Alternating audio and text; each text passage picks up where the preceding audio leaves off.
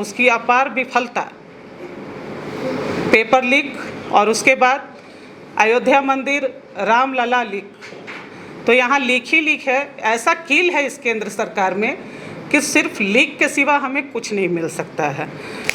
मैं बता दूं कि मोदी सरकार के जो 15 दिनों का रिपोर्ट कार्ड है, आप देखे होंगे कि अभी आप लोगों के माध्यम से ही पता चल रहा है कि भाजपा का ही प्रदेश अध्यक्ष जो तेलंगाना का है, किशन बेदी, वो इस पेपर लीक में मुख्य आरोपी है।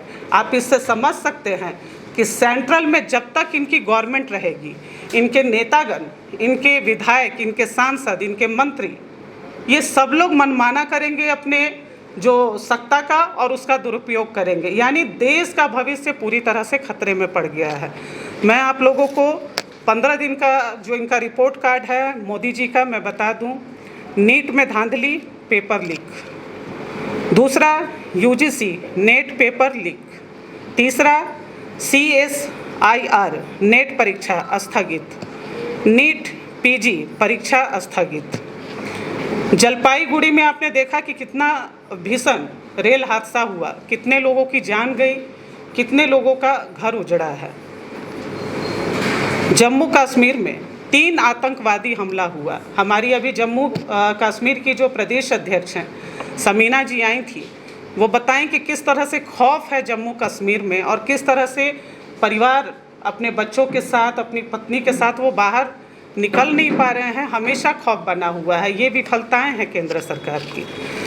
आटा, दाल, दूध महंगा हुआ है।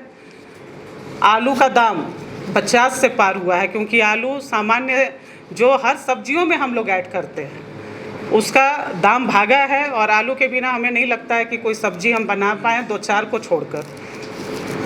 उसके बाद टोल टैक्स 15% बढ़ा है। CNG का दाम बढ़ा है, और उसका देन है कि अमेठी से स्मृति ईरानी को, जो गैस सिलेंडर के बड़े बड़ी वादे भी करती थी, बहुत बड़ी बड़ी बातें करती थी, अमेठी की जनता ने उनको आईना दिखा दिया और उनको सत्ता से दूर कर दिया। क्योंकि जनता से जो झूठा वादा करेगा उसे कहीं भी इस देश की जनता माफ़ नहीं करेगी। ये 2024 के लोकसभा चुनाव में पूरी तरह से क्लियर हो चुका है।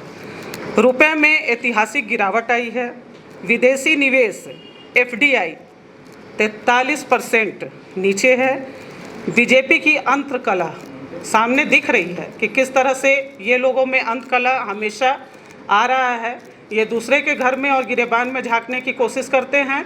मैं महिला कांग्रेस की प्रदेश के अध्यक्ष के नाते ये हिदायत देती हूँ झारखंड के भाजपा के नेताओं को कि अपने गिरेबान में झांकने की ज़रूरत है। RSS बीजेपी में बीते लोकसभा और अभी तक वो मनमुटाव चल रहा है।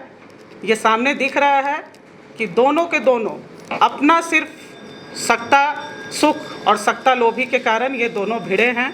खैर, ये इनके घर का मामला है, हम बीजेपी नहीं है जो दूसरे के गिरेबान में झांके। घटक दलों और बीजेपी में अहम मुद्दों पर टकराव, तो ये सारे रिपोर्ट कार्ड हैं जो ये 2024 की केंद्र सरकार मोदी जी के हैं।